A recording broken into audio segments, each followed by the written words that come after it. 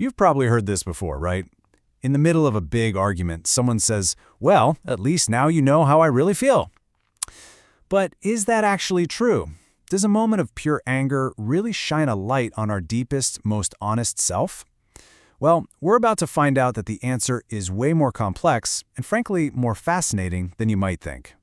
So let's get right to it. Is rage a truth serum? It's a really powerful idea, isn't it?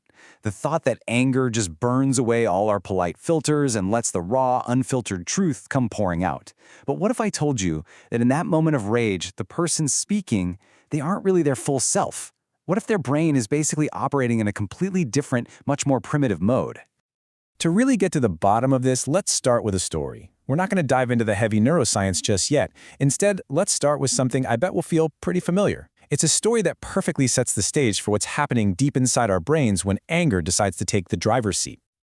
So let's meet Cyan. He's 32, a software developer, and he's good at what he does. Pretty laid-back guy, usually. He's in a totally normal team meeting, just walking everyone through his latest work.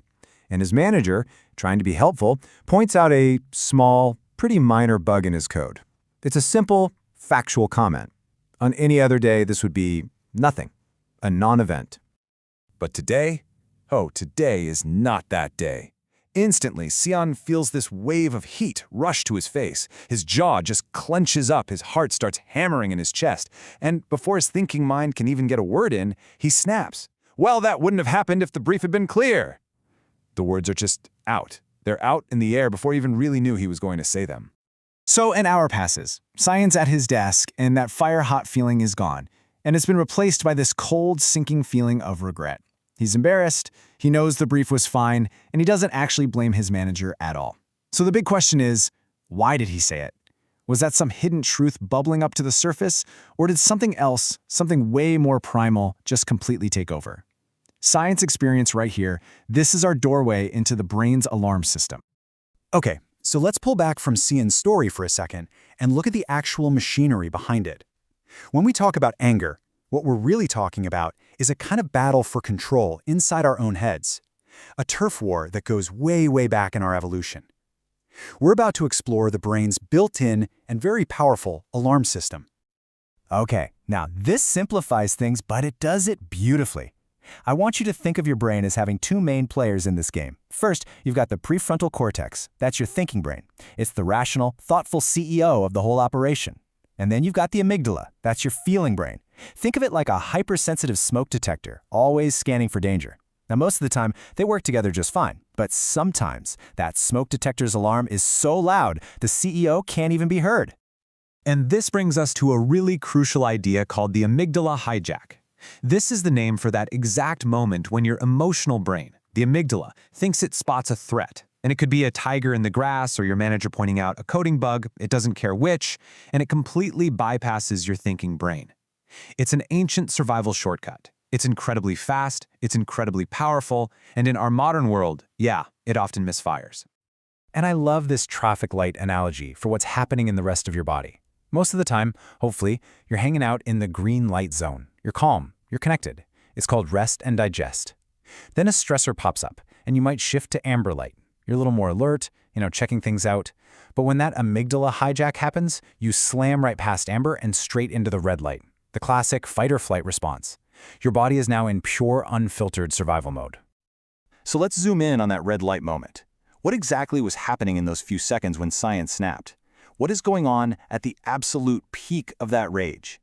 This is the hijack itself. A crazy cascade of chemical and cognitive events that literally transforms who you are for a few moments. And here's the most important part to get. During a hijack, that rational thinking part of your brain, the prefrontal cortex, it gets knocked offline. The connection is basically severed.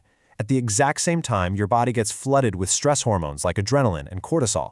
This chemical cocktail is designed to get you ready to fight or run for your life, so it shuts down everything it thinks is non-essential, like, say, complex reasoning, empathy, or nuanced communication. In this state, your ability to use words carefully it disintegrates. This quote says it all. Language becomes a blunt weapon, not a tool for communication. You're not trying to explain your feelings or connect with someone. You're trying to defend yourself, to push the threat away, to just make the emotional pain stop. The words you use here, they aren't a carefully considered truth. They're the verbal equivalent of just picking up a rock and throwing it. Now, get this. This is a fascinating and incredibly useful piece of information. How long does that initial, overwhelming chemical rush actually last? Well, some research suggests the whole neurological surge that kicks off the hijack can start to fade in as little as 6 seconds. Just 6 seconds. That's the tiny window where the hijack has the most power, and it's exactly why learning to just pause can be the most powerful tool you have. Okay, so if the words we say during the hijack aren't the real truth, then what is? This leads us to truth after the storm. Because, the relationship between anger and truth isn't as simple as just saying rage is a lie. There's a really important nuance here that we need to explore. Which brings us to this critical question. If rage isn't truth, does that mean anger is always a lie? That it has no connection to honesty at all?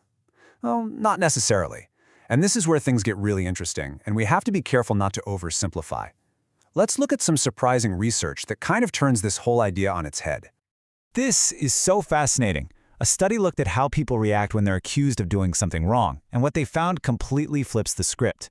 Turns out, in these high-stakes situations, it was the truth-tellers who were falsely accused who actually expressed more anger than the guilty people who were lying.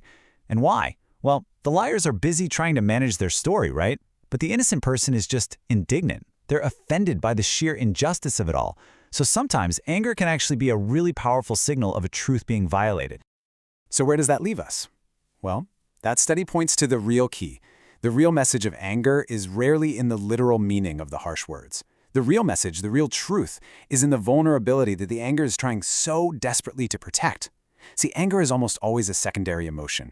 It's a bodyguard for something softer underneath, like fear or hurt or shame or feeling disrespected. The truth isn't the insult. It's the signal that a core need isn't being met.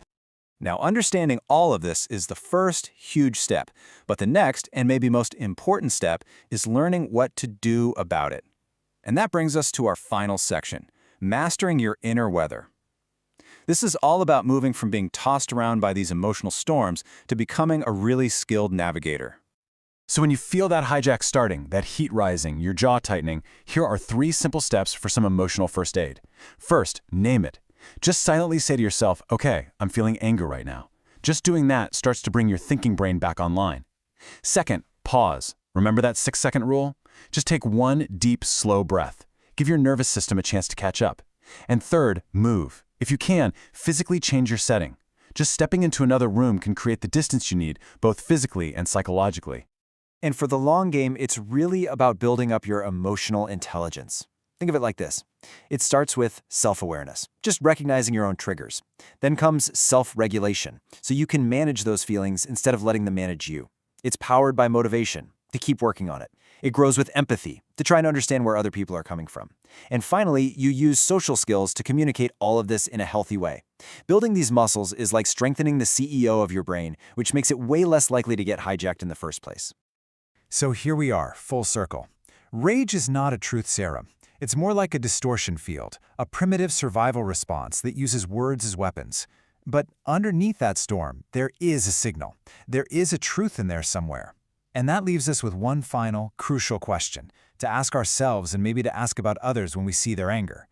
Instead of reacting to what the anger says, what if we got curious about what it's truly asking for? Because the answer to that question, that's where the real truth and the path back to connection lies.